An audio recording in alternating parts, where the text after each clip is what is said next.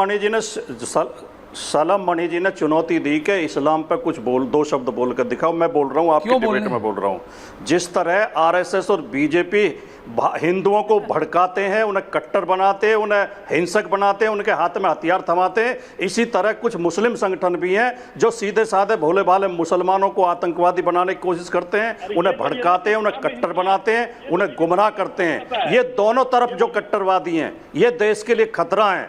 जितना खतरा इस्लामिक कट्टरवाद है, उतना ही खतरा हिंदू कट्टरवाद है।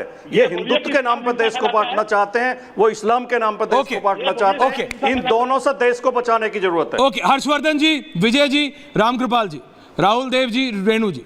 मैं हर्षवर्धन जी के पास आ रहा हूं सर, एक बार बोले नहीं, फिर राहुल जी आ रहा हूं आपके पास। हर्षवर्धन जी, थैंक यू।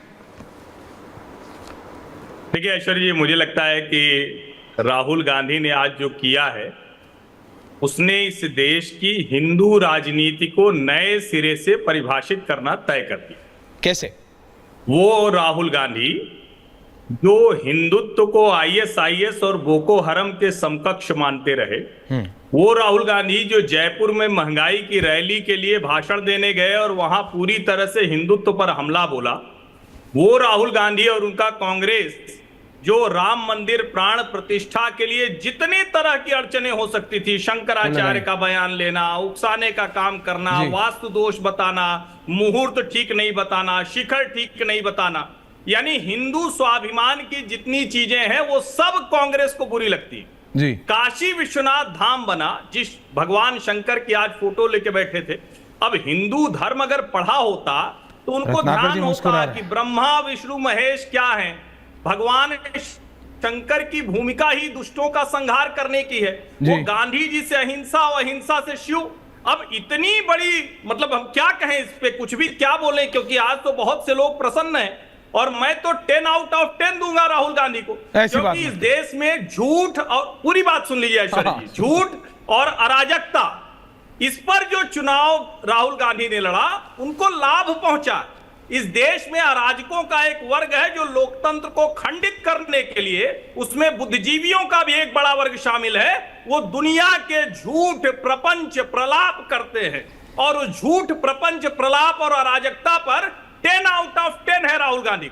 आज तक मैंने किसी नेता प्रतिपक्ष को नहीं सुना कि इस तरह का हल्का भाषण किसी ने किया हो, इस तरह से अलग अलग फोटो निकालकर। और मैं फिर कह रहा हूं, जिस व्यक्ति को हिंदू धर्म को कैसे दिखाना है, बाएं हाथ की तरफ है त्रिशूल, दाएं हाथ में होता तो हिंसा होती, लेफ्ट और राइट जिसको ऐसे सूझता हो, उन राहुल गांधी पर अगर आज सबकी उम्मीदें बढ़ गई हैं तो उन सबको सहानुभूति के साथ शुभकामनाएं।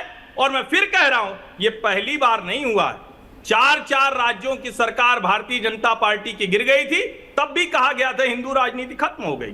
मुलायम सिंह यादव ने गोलियां चलवा दी थी कार सेवकों पर, तब भी अयोध्या से, फैजाबाद से मित्रसेन यादव जीत गए थे एक समय में, आपको याद होगा। तो मुझे लगता है कि ये हिंदू राजनीति के नए सिरे से परिभाषित होने का वक्त है। राहुल गांधी ने हिंदुओं को साफ साफ कहा, जो खुद को हिंदू कहते हैं, 24 घंटे हिंसा हिंसा हिंसा, नफरत नफरत नफरत, असत्य असत्य असत्य। अब भारतीय जनता पार्टी को तय करना है कि सरकार से समाज की दूरी वो कितने दिन में तय करती है। अब दोनों तय करेंगे और हिंदू भी तय करेगा, राजनीति नए सिरे से परिभाषित हो। राहुल देव जी, आप कुछ कहना चाह रहे थे?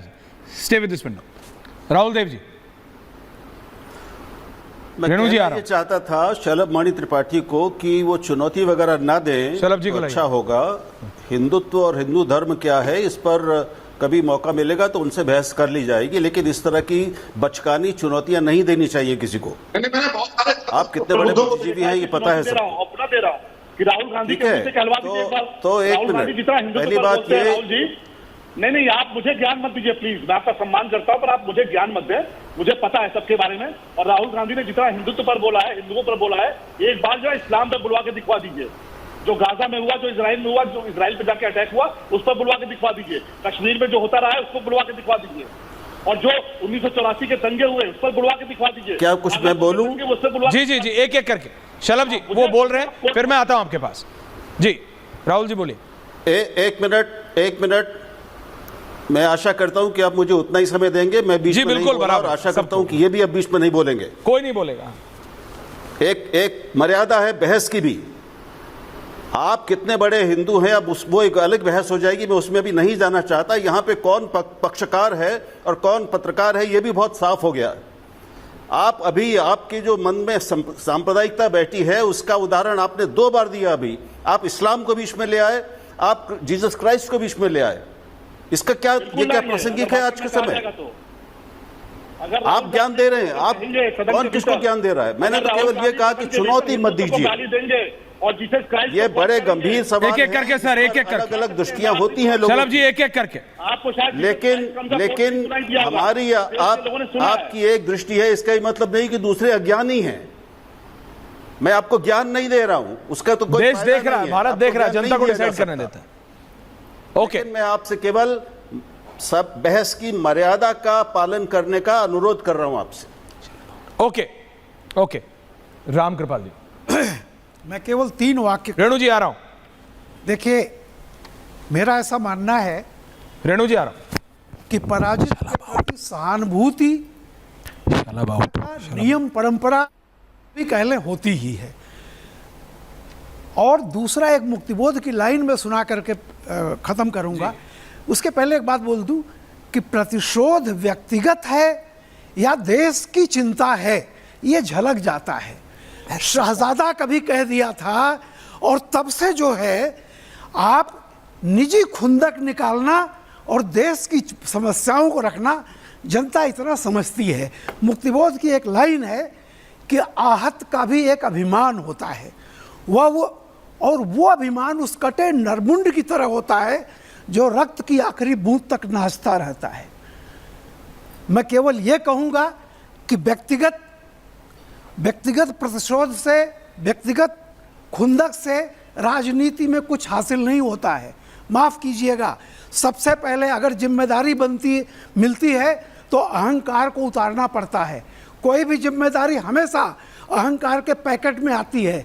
और मुझे ऐसा लग रहा है कि आज की तारीख में जितना हम लोग खुश हो रहे हैं विपक्ष की बात सुन करके, अभी 1 महीना नहीं हुआ है, मुझे ताज्जुब है कि इस देश के इंटेलेक्चुअल जो हमेशा लोकतंत्र की दुहाई देते हैं, वो ये मानने को तैयार नहीं है कि जो सत्ता में बैठा है वो जीता है, जनता ने उसको जिताया है। पहले उसका सम्मान करना सीखिए, उसके बाद अपने अधिकारों की बात कीजिए। रेणु मित्तल जी बोल रहे हैं, उसके विजय जी आ रहा हूं, हर्षवर्धन जी आ रहा हूं, भाटी जी आ रहा हूं, रत्नाकर जी आ रहा हूं। रेणु जी, देश छोड़कर कुछ लोग जा रहे थे। देखिए, ये तकलीफ इस समय इतनी बढ़ गई है बीजेपी में, और बीजेपी के जो समर्थक हैं और जो अपने आप को सो कॉल्ड पत्रकार बोलते हैं, जो उस तरफ चले गए हैं, वो ये है कि आज राहुल गांधी ने एक नैरेटिव सेट कर दिया। अच्छा। राहुल गांधी ने कहा, कई इश्यूज पे बात की, जो इश्यूज इस देश में चर्चा में चल रहे